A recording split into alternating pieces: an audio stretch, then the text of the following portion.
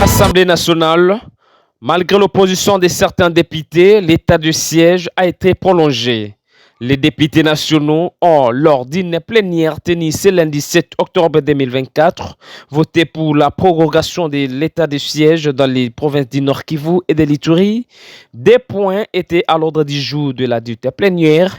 Il s'agissait de l'examen des projets de loi portant prorogation de l'état de siège, ainsi que la finalisation de la composition des commissions permanentes concernant les projets de loi présentés par les ministres en charge de la formation professionnelle. Concernant l'état de siège, un groupe de députés s'est opposé à cette énième prorogation. Ils ont estimé que les résultats de l'état de siège ne sont pas satisfaisants. Dans toutes les villes du Nord Kivu, là où il y a les gouverneurs et il y a les maires militaires et policiers, ces maires n'ont pas l'attribution de conduire les opérations. Ils gèrent comme tous les civils, comme tous les autres.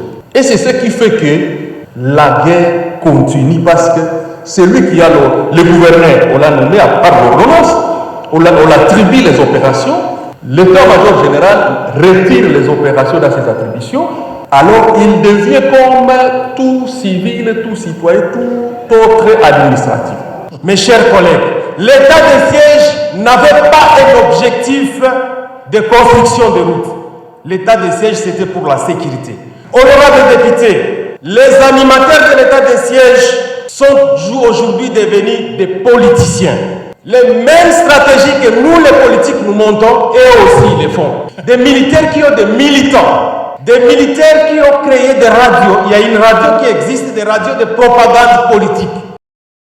Ces élus ont notamment la recrudescence de l'insécurité et la prolifération des groupes armés à l'origine des tueries respectives dans différentes localités malgré les temps de siège. D'après l'honorable Bienvenu Mangonza, Elie Delisala estime que lorsqu'une politique publique ne contribue pas à atteindre les résultats pour lesquels a été mise en place, c'est-à-dire la mise en place de cette politique est erronée. Il révèle que cet état de siège a été décrété pour mettre fin à l'insécurité à l'Est, mais aujourd'hui, 3 ans après, il ne parvient pas à ramener la paix à l'Est du pays. Et aucun centimètre n'a été récupéré, mais au contraire, le nombre de groupes armés se sont multipliés et l'ennemi a gagné. C'est pour dire que nous avons échoué, raison pour laquelle nous avons jugé de proposer avec des recommandations cet état de siège. Je suis honorable Bienvenu Mangonza, je suis l'élu du territoire de l'Essala. Oui, on a levé l'option de proroger l'état d'urgence après un débat. Mais il faut dire que lorsqu'une politique publique ne contribue pas à atteindre les résultats pour laquelle elle a été mise en place, c'est que les stratégies de mise en place de cette politique sont erronées, sont mauvaises, sont biaisées. C'est le cas de l'état d'urgence. L'état d'urgence a été mis en place pour mettre fin à la sécurité à l'Est. Mais aujourd'hui, 3 années après, on ne parvient pas à ramener la paix dans l'Est du pays. Aucun centimètre du territoire national n'a été récupéré. Au contraire, le nombre de groupes armés se sont multipliés et l'ennemi a gagné du terrain. Donc c'est pour dire que nous avons échoué. Et nous avons échoué, nous avons jugé bon de le prolonger, mais avec des recommandations. Des recommandations de l'évaluation de cet état d'urgence pour qu'on puisse tirer toutes les conséquences. Une évaluation qui partirait, vous l'avez suivi, le président va mettre en place une commission pour travailler sur l'évaluation de l'état d'urgence.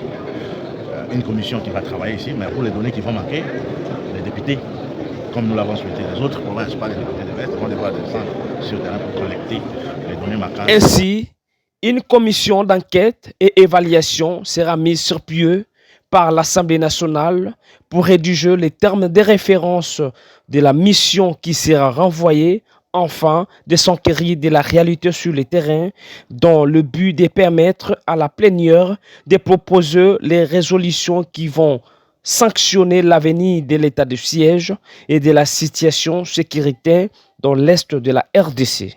Sur ce, l'honorable Bienvenu Mangonza propose de mettre fin à cet état de siège et de rester à l'armée. Ce que nous proposons, c'est que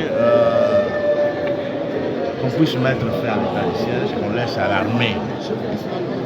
Parce que vous l'avez suivi ici lors du débat, qu'on avait déjà séparé les fonctions. Il y avait les commandants des opérations. Les gouverneurs des provinces étaient au même moment les commandants des opérations. On a séparé, il y a aujourd'hui les commandants des opérations, mais il y a également les gouverneurs des provinces qui sont militaires, qui sont encore là.